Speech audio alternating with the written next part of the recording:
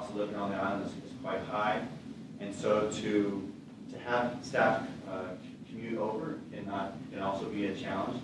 And so our district, with the regionalization shortfall of, again, close to $650,000, the salaries that we're going to be able to offer, our employees, our staff, whether they're certificated or whether they're classified, could potentially be significantly less than the surrounding districts when it's already a challenge to hire in the first place. We are typically still hiring even in the month of September because of positions that are hard to fill, and sometimes positions are just hard to fill, like special, teachers who deliver special services. Those positions are hard to fill, but then trying to fill them on the island is even more difficult. Even to this date, we have a virtual school psychologist because we were not able to find an actual person to be in that position. So it kind of just highlights and spotlights some of that difficulty in which we have to hire. The other, there's some other significant factors too, in that when the legislators passed, and put this new money into the budget, there was what I believe an intent to definitely raise teacher salaries and classified salaries, because those have been grossly underpaid for quite some time. But there was also a desire and a need to support other programs in our schools, like special education. And to date, all the money that we've received in our district right now has gone all towards salaries. We are projecting, so the state, we do what we call a budget projection. It's a F-195. It's a form that OSPI has us do. And they recently asked districts to do what they call 195F, which is a 4-year projection. And they actually asked, we submitted that 195F some time ago, but now that we have settled most of our negotiations, the OSPI has asked us to resubmit our 195F. And so our business department recently recalculated those numbers, and our budget outlook for the year 2021-22, which is a 4-year outlook, we are looking at a deficit of $586,000 now for our district. And we have a budget of around, give or take, $24 million, and $586,000 is fairly significant. And that still does not take into account upcoming negotiations that we'll be engaged in this year. It does not take into account the fact that, this is my personal, we have such support from Vashon Schools Foundation, from PTSA, from Partners in Education. All these different organizations support our district, but right now we're not providing what I feel are the resources and building into our budget around curriculum. I feel that we're not, it's very difficult for me to think that we have to rely on grant funds to provide what I would think is basic education, materials to our teachers. And so, if I consider that we're going to be in a new bargaining year, if I consider that I want to put aside more money for curriculum and materials for teachers and to improve our MSOCs, when I consider that I want to actually increase our fund balance, because right now we are at the bare minimum for our district's fund balance, when I take into account all those three and then add that to the $586,000, things get a little dire for me. And I don't want to go back to a place where we were 10 years ago, where we were trying to pay for teacher salaries. That kind of gives some context to the problems that our district's facing right now. So to sum up, I'm hearing the state salary schedule and the staff mix is a big issue.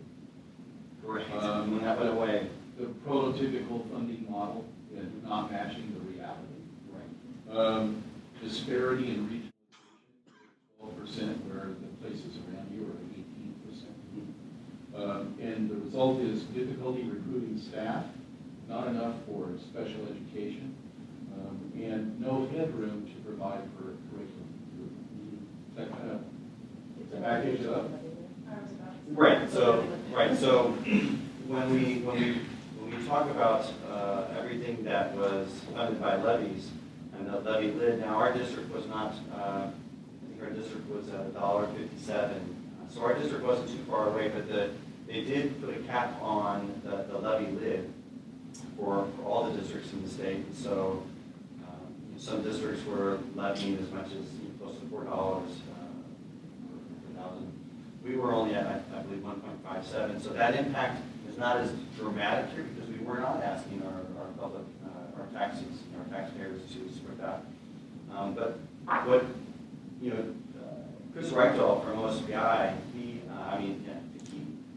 one of his suggestions is to raise the levy limit and to implement a capital gains tax. I think the intent of McCleary was to say, let's not put any more burden on our folks in the community for these levies. Let's take, so we're going to reduce the levies, but we're going to put more into the money for state taxes. I think if we go back to building up this levy lid or taking away the levy lid, like some folks have suggested, we kind of go back to what we were already asking the public to do. So that doesn't seem like a fair ask either. One of the things that's been, what I'd like to see too is more leadership from our OSBI superintendent, from our governor as well, and the legislators to kind of come forward and say that the problem still exists. The short amount of press or the short amount of videos that I've seen, notwithstanding I haven't seen you folks, but I have seen some legislators really not want to kind of say, we're done. We did all this work on McCleary, we're done.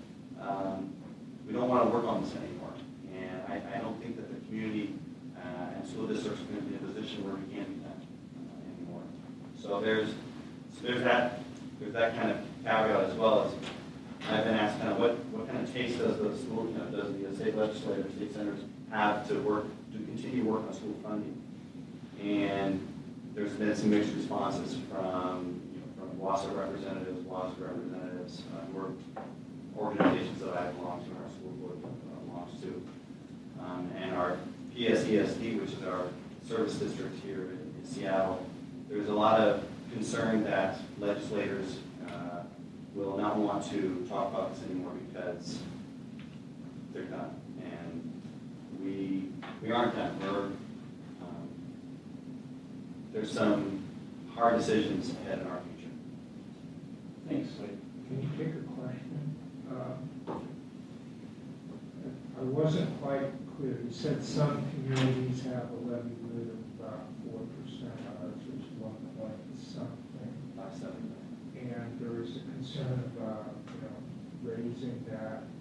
What was the alternative to that? I wasn't clear. If we weren't going to do that, then it comes from. They called it a levy swap.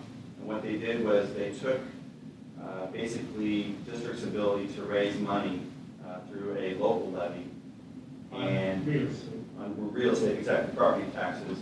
And instead what they did was they raised statewide everybody's property taxes, and then that kind of went into a big pot, like a kitty. And so, again, for us, I think the impact for us is that our community did not see a big decrease in their local levy.